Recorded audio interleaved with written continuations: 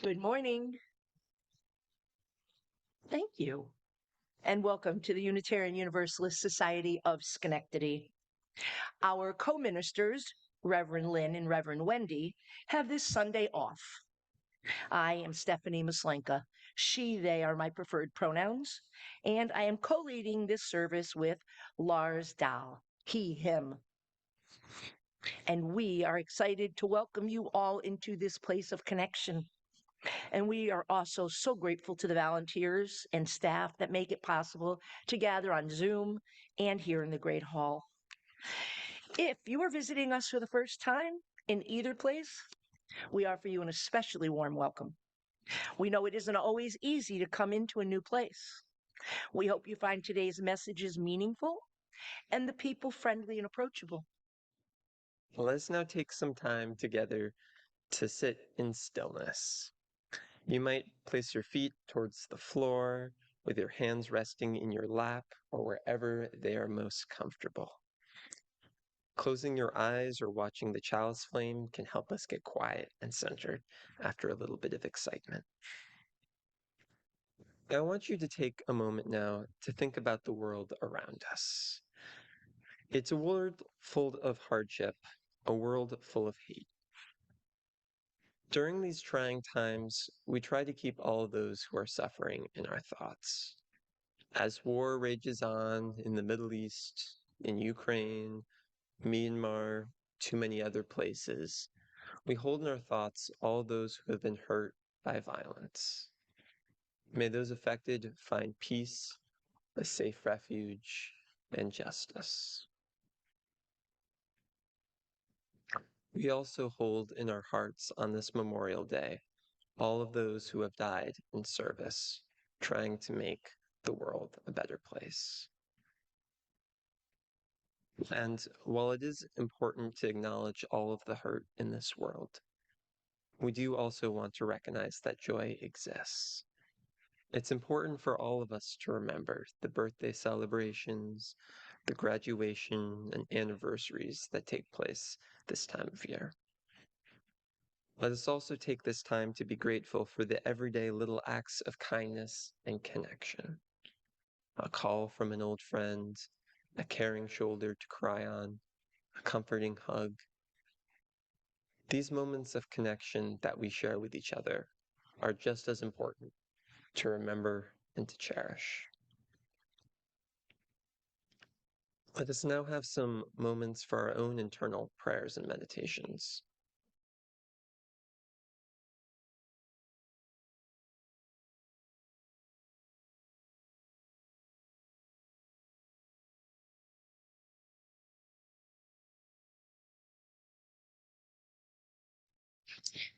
Times are tough. That's just a cliche. For some times. Maybe that's fair for sometimes. Because I think times get tough for each and every one of us. There's no way around it. There is no this or that so that we won't face turmoil. It is part of the human condition. For some, tough times can come more often. For some, tougher times. Some, not so easy to get over, let go, breathe through. I feel like times have been particularly tough these last few years. Living during a pandemic, international quarantines, new normals, staying 6 feet away from everyone. The political climate. The climate. You follow me? Now, those are global issues. And there's no telling how or when the tough times will hit home. I have a friend whose dad just went into hospice. Another couple I know just had to choose to let their beautiful fur baby Jack reach over the Rainbow Bridge. But not everything is awful either. The weather this week, Practically perfect for me. Everywhere I look, I see green, and I smell the intoxicating aroma of fresh blooming flowers. My friend just graduated from nursing school, and a lot of us are celebrating grads or planning vacations. So there is good going on too. It's just a matter of where you are. Connecting in spiritual community is our theme for the month of May. Yet, it seems to me that that would be the thread or a thread that runs through everything we are as Unitarian Universalists. Our covenants, the bond of union, the principles, all focus on becoming, being, or improving our connection in this spiritual community. Whatever brought each of us to Unitarian Universalism, it would make sense that it was at least partly to find connection to a spiritual community. I came here about 6 years ago, looking for a reprieve from the Catholic Church and the laundry list of rules it imposed with judgment. I came here thinking I might find a place I could visit time to time to sample a more holistic approach to spirituality versus religion as I knew it. Can I tell you what I never thought I would find here? Home. I'm home.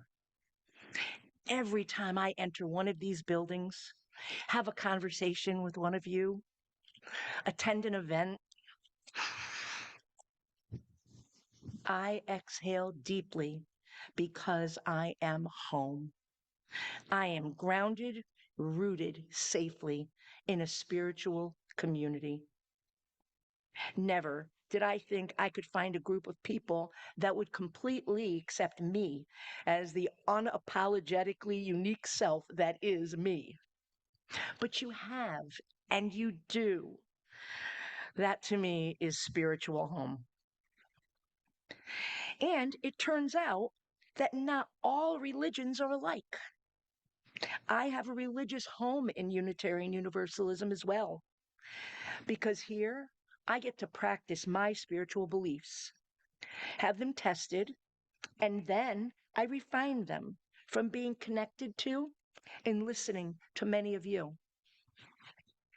Recently, during stewardship, I shared a testimony about a tangible hardship I had been going through. How UUSS gave me the support that I needed, how and when I needed it. I shared that because I think it is important to see the good works our time and donations do. After that service, it happened again.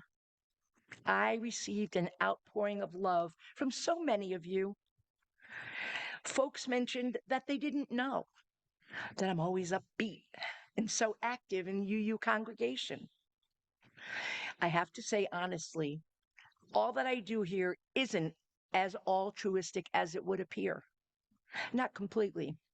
You see, while I do volunteer in many capacities here, when I first did so, I was feeling altruistic. I'll do this nice thing because it's a good thing to do. I was amazed to find out that each time I volunteer, each time I show up to help, not only do I give, I receive. I receive an immense amount in return.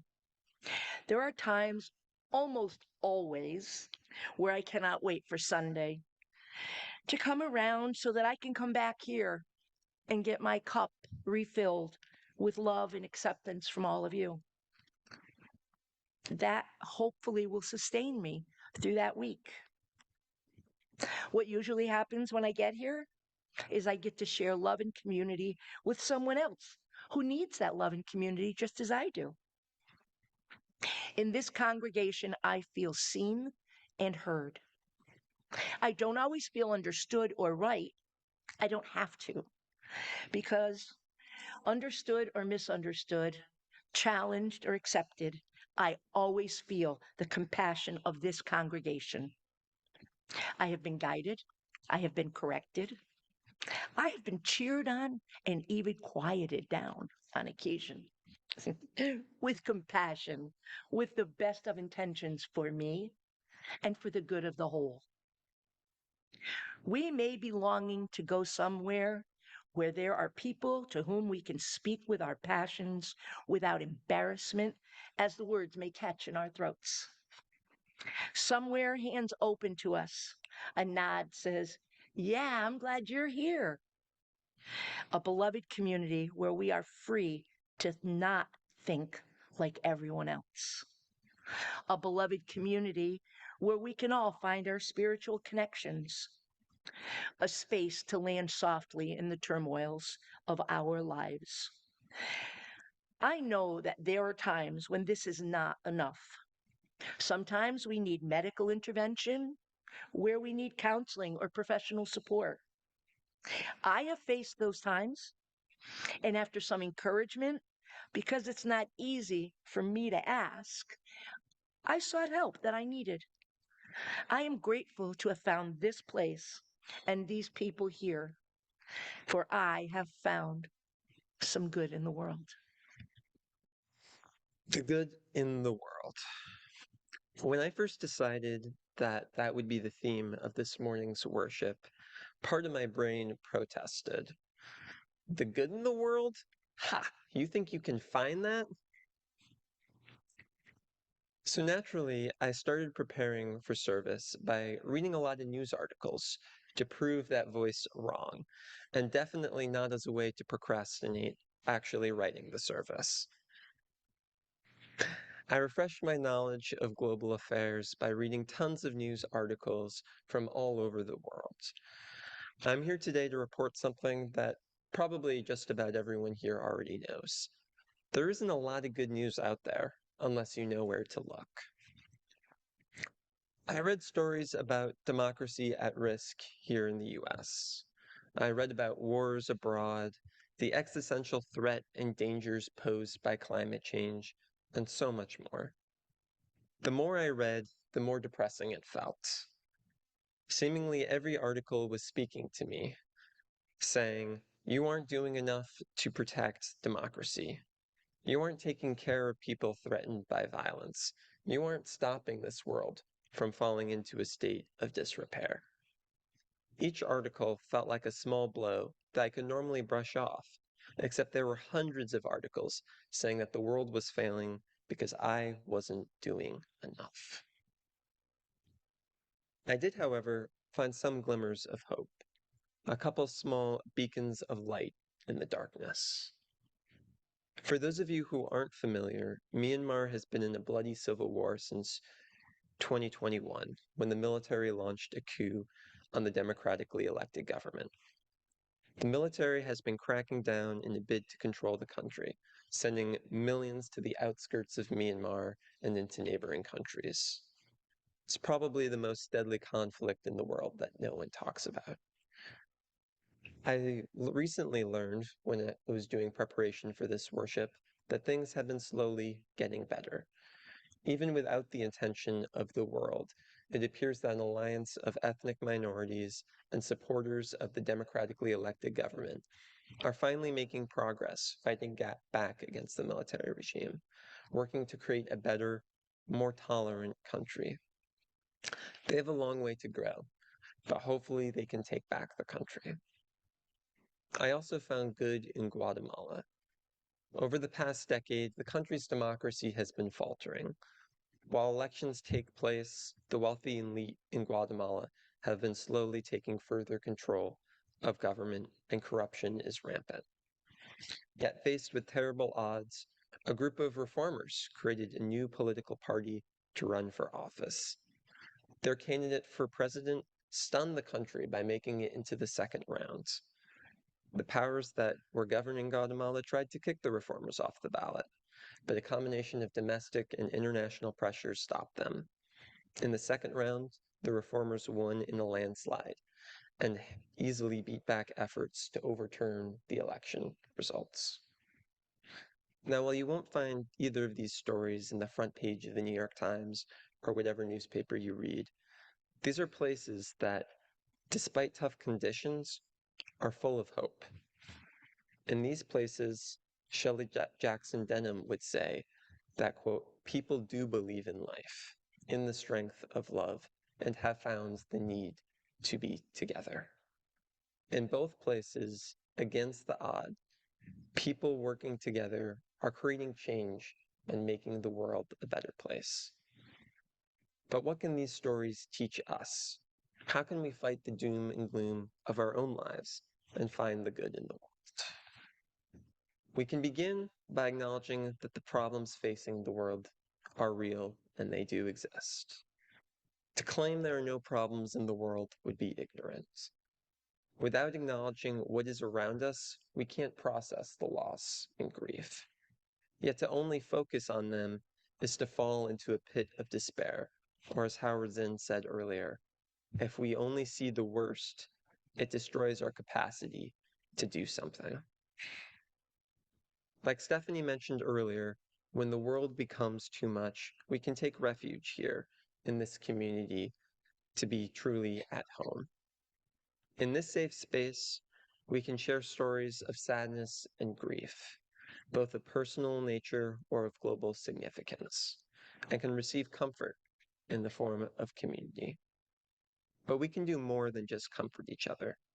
Within all of us, there is hope and love, and when we are together, that can guide us into action.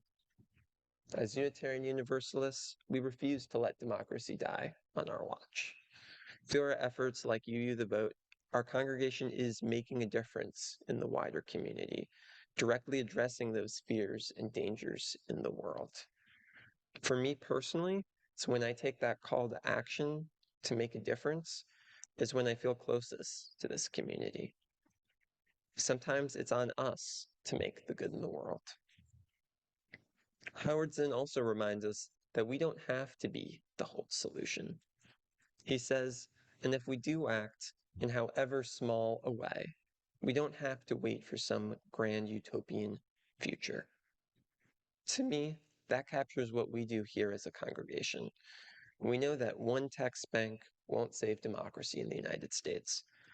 Even our good trouble designation in the midterm election isn't going to save democracy in the United States. But it doesn't have to. It doesn't have to save democracy or the world. Each of us individually can make a little bit of good in the world. And when we combine that little bit of goods that all of us create, we can make a lot of good.